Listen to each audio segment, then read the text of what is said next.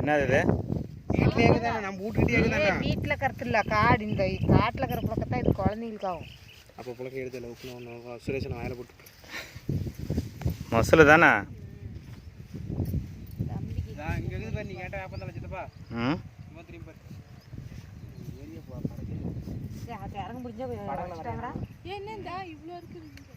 போய் அங்க இருந்தா